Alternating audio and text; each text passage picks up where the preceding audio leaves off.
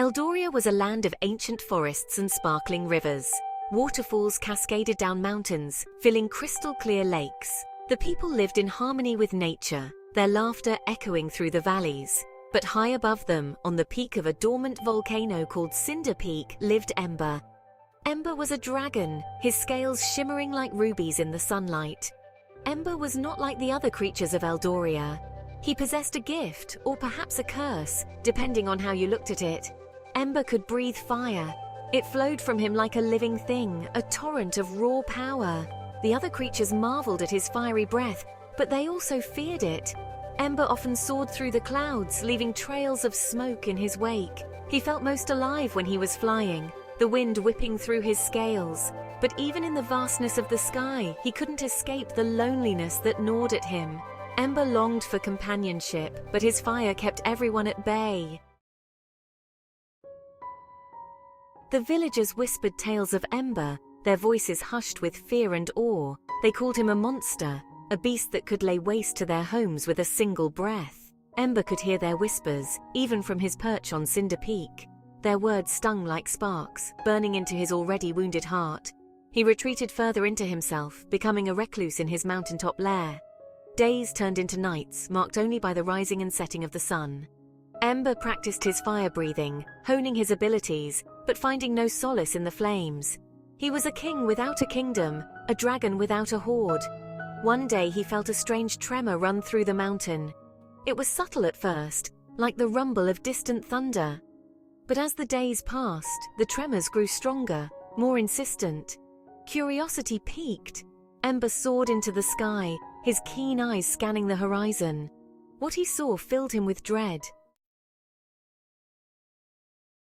The once lush fields of Eldoria were now brown and withered. The rivers, once overflowing, had dwindled to mere trickles. The waterfalls, once a symphony of sound, were now silent. Eldoria was in the grip of a terrible drought. Panic had seized the villagers. Their crops withered and died. Their animals grew thin and weak.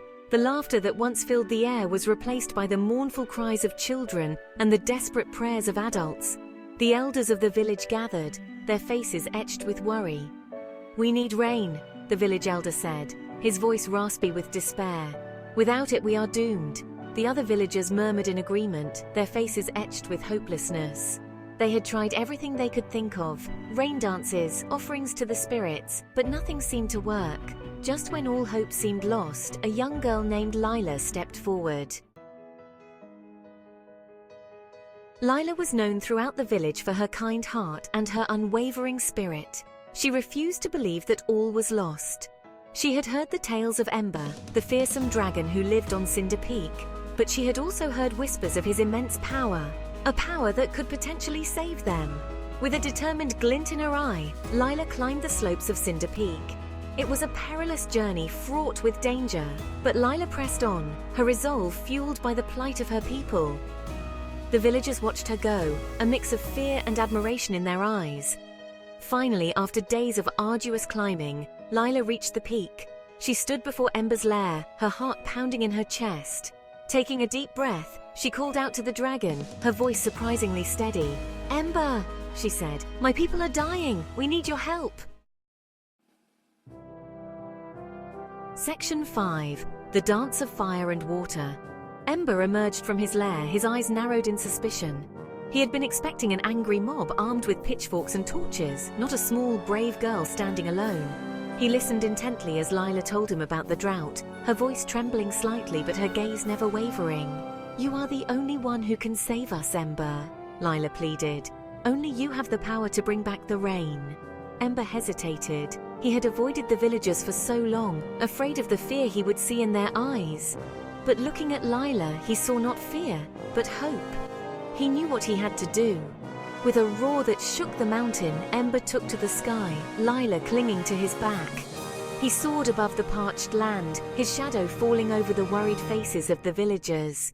They watched in awe and trepidation as Ember ascended higher and higher until he disappeared into the clouds. High above the earth, Ember and Lila flew towards the heart of the storm clouds gathering on the horizon. The air crackled with electricity, and below them, the parched earth awaited their return. Lila, clinging to Ember's back, felt a surge of fear, but it was quickly replaced by a strange sense of calm. She trusted Ember. Ember flew into the heart of the storm, the wind whipping at his scales. He had never felt so alive, so in tune with the elements. He opened his maw, and instead of fire, he let out a roar so powerful, so primal, that it shook the very foundations of the heavens. As if in answer to his call, the clouds churned and swirled. Lightning flashed, illuminating the sky in a blinding white light. And then it began to rain.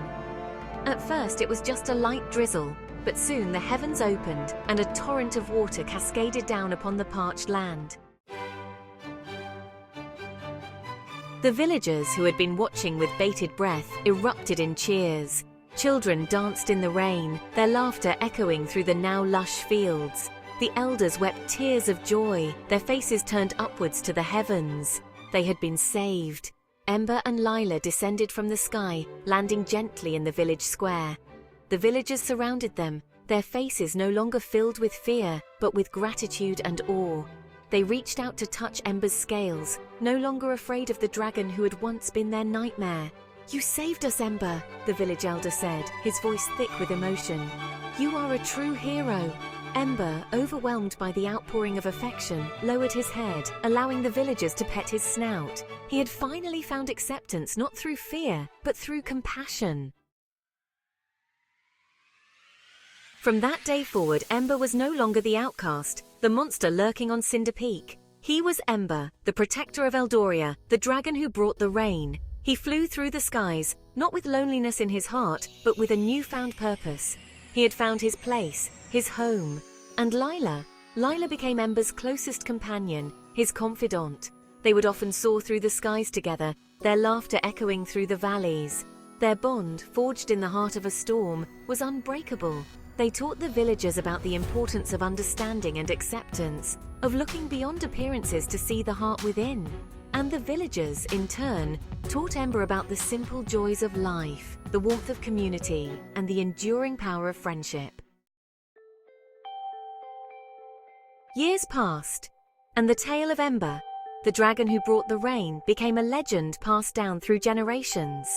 It became a story of hope, a reminder that even in the darkest of times, courage and compassion can prevail. Ember's fire, once a symbol of fear and destruction, became a beacon of hope, a reminder of the dragon who had learned to control his power and use it for good.